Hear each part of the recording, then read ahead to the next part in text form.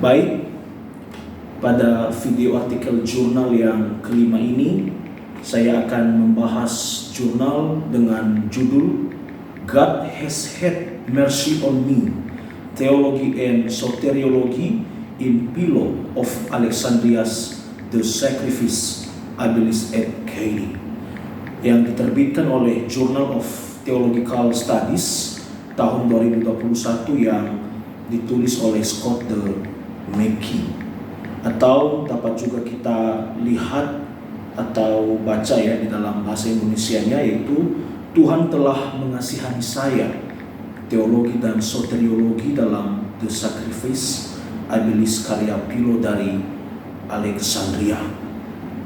Di dalam artikel jurnal yang kelima ini, sebelum saya memaparkan hal-hal tentang teologi dan soteriologi yang disampaikan oleh penulis yang dia cermati di dalam teologi Philo dan dari Alexandria ini, mungkin sekilas tentang biografi daripada Philo dari Alexandria ini.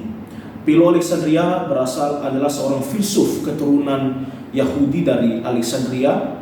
Artinya dia lahir dari Alexandria, Mesir, yang hidup sekitar tahun 20 sebelum Masehi sampai 45 Masehi. Itu yang saya dapatkan di dalam Encyclopedia of Philosophy, ya.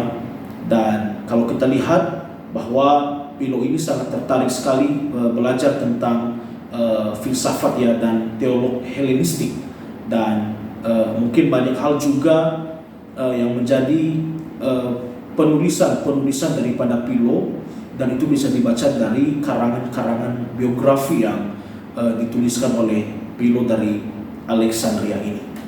Nah, saya akan coba menguraikan beberapa hal penting dari hal yang sudah saya dapatkan ya di dalam teologi soteriologi dalam The Sacrifice Abilis ini yang ditulis oleh Scott de Mackey. Pertama sekali, penulis artikel ini memulai dengan satu kalimat yang sangat baik menurut saya ya. Dikatakan di sini bahwa risalah Philo dari Alexandria menawarkan kekayaan yang luar biasa dari teologi dan soteriologinya. Allah yang agung dari The Sacrifice bersifat transenden, ada di mana-mana dan benar-benar unik. Konsep antropomorfis dan antropatik tentang Tuhan juga sangat menarik untuk dibahas dan dirindukan. Berikutnya dia menjelaskan dengan detail lagi ya. Dikatakan di situ bahwa berdiri dalam ketegangan dengan karakteristik ontologis ini adalah atribut-atribut relasional Allah yang seringkali diekspresikan dalam tindakan-tindakan penebusan.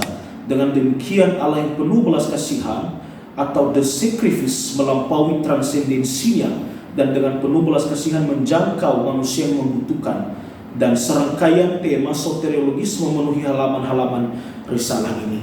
Jadi ketika saya membaca di dalam bagian pendahuluan abstraknya ini, pemikiran saya langsung dibukakan tentang karya penyelamatan dan penebusan Kristus. Ya, memang Allah yang transenden itu, Allah yang mungkin tidak sanggup digapai oleh pemikiran kita, di dalam waktu yang bersamaan juga adalah Allah yang penuh dengan rahmat dan belas kasihan bagi kita orang-orang berdosa. Kenapa? Saya mendapatkan banyak perenungan-perenungan di dalam karya penyelamatan Kristus itu. Nah, seperti juga yang tadi saya dapatkan di dalam pertemuan sejarah teologi di dalam sesi yang disampaikan oleh Pak Wanta ya. Dia katakan bahwa Allah yang transenden itu Allah yang dekat juga sebenarnya kepada kita, Allah yang mencapai kita, Allah yang menjangkau kita. Nah, tetapi kalau kita melihat di dalam status keberdosaan manusia, Allah yang transenden itu, itulah Allah yang tidak tergapai, tidak dapat dicapai oleh akal budi manusia, yaitu rela datang di dalam dunia ini demi penyelamatan umat manusia yang berdosa. Mungkin secara spesifik ya, kalau kita lebih kenal, yaitu pribadi kedua dari Allah Tritunggal. Nah, mungkin ini juga yang direnungkan oleh penulis ya, ketika dia membaca daripada karya dari Philo dari Alexandria ini. Mungkin ini sangat berkaitan dengan satu perenungan yang sangat dalam sekali, ya, bagaimana relasi Allah itu menjangkau orang-orang berdosa. Bagaimana Allah yang melampaui kehidupan kita manusia ini, ternyata Dia rela datang di dalam dunia kita, dunia yang berdosa, demi menyelamatkan kita. Dan itu kita bisa melihat bagaimana belas kasih Allah yang rahmani itu mencapai atau menjangkau kita di dalam keberdosaan kita.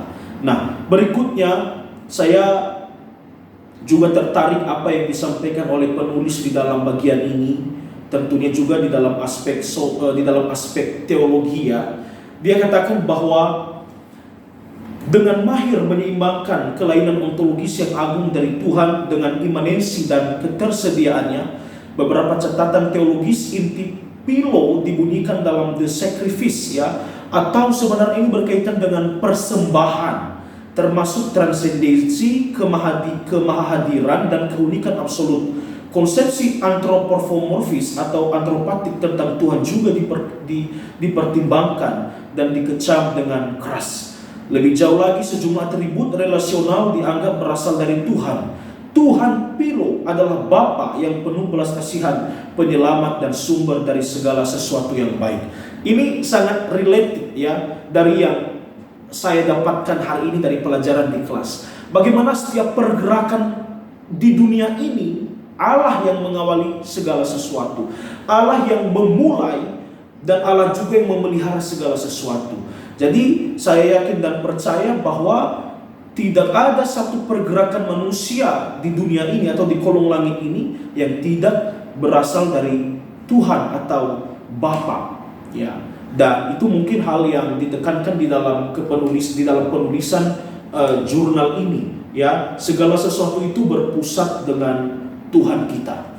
Nah, berikutnya saya juga melihat ada sesuatu hal yang mungkin sangat mendukung tentang jurnal yang sudah saya uraikan 4 kali berturut-turut atau jurnal sebelumnya, ya, tentang bagaimana posisi kita melihat karya penyelamatan di dalam Yesus Kristus. Nah, sebenarnya dalam artikel jurnal ini mengkaitkannya tentang kehidupan spiritual kita sehari-hari. Bahkan bukan hanya secara spiritual, tetapi apa yang lahir dari hati kita tiap hari, ya. Perbuatan kita setiap hari itu sangat mempengaruhi tindakan-tindakan kita. Tetapi percaya bahwa segala sesuatu itu, apa yang difikirkan oleh manusia, apa yang dialami oleh manusia, itu berkaitan erat dengan karya penyelamatan Kristus,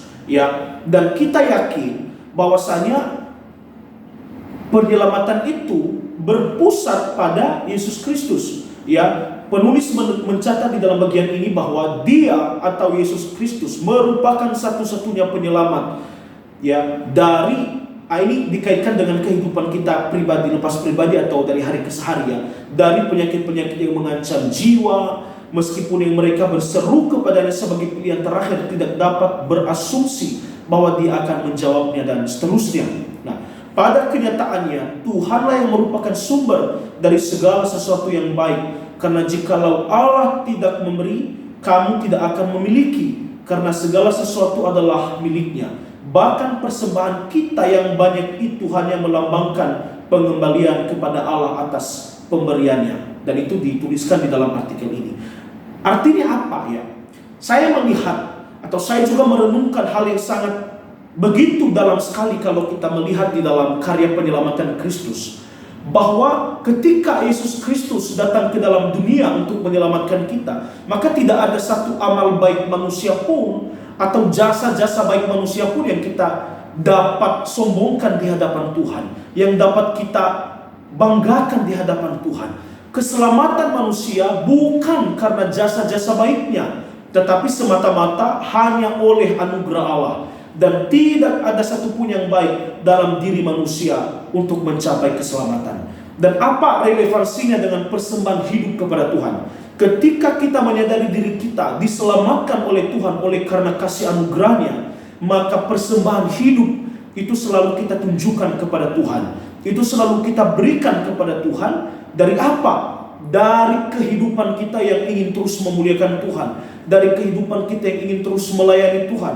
Dari kehidupan kita yang tidak mungkin lagi bermain-main dengan dosa. Ya, jadi Yesus Kristus sudah menyelesaikan pekerjaan keselamatan di atas kayu salib, dan tugas kita sebagai manusia yang sudah ditebus, yaitu bagaimana kita menghidupi keselamatan itu. Hidup yang sudah dipenuhi dengan belas kasih Allah, maka itu juga yang harus kita tunjukkan di dalam kehidupan kita pribadi lepas pribadi.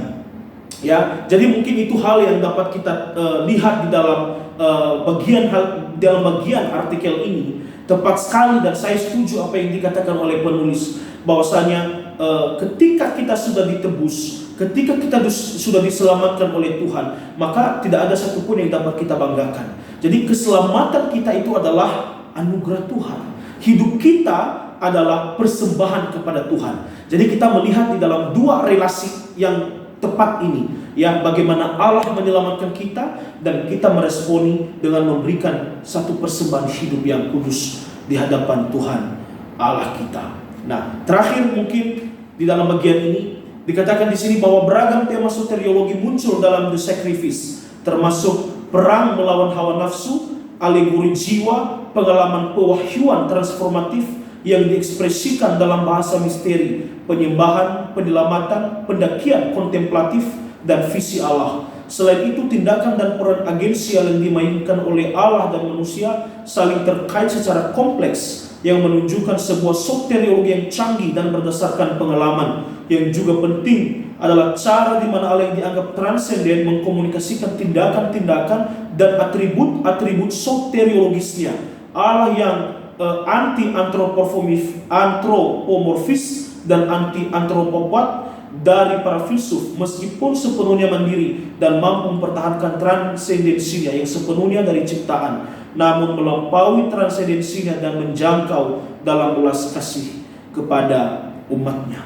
Ya, jadi di sini menguraikan kepada kita semua bahwasanya ini sangat betul-betul harus kita dalami setiap hari, ya, bagaimana persembahan hidup itu jauh lebih besar harganya, jauh lebih kekal nilainya daripada kita hidup di dalam hawa nafsu, di dalam kebiasaan-kebiasaan buruk mungkin yang membuat kita semakin tidak lagi memuliakan Tuhan dan seterusnya. Ya, kita ingat bahwa poin penting di dalam bagian ini, Allah yang transenden itu, ya, ketika dia mengkomunikasikan atribut-atribut soteriologisnya, maka di dalam waktu yang bersamaan juga kita menemukan belas kasihan Allah yang maha besar itu di dalam kehidupan kita.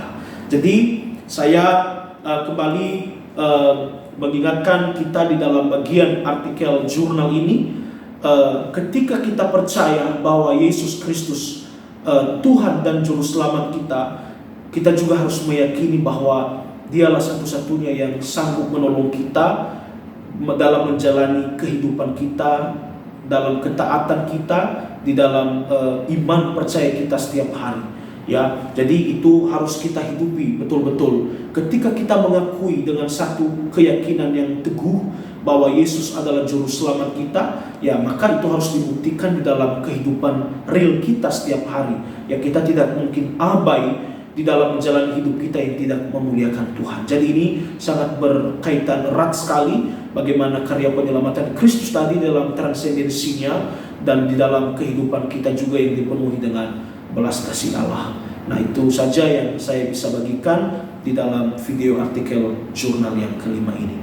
Tuhan memberkati.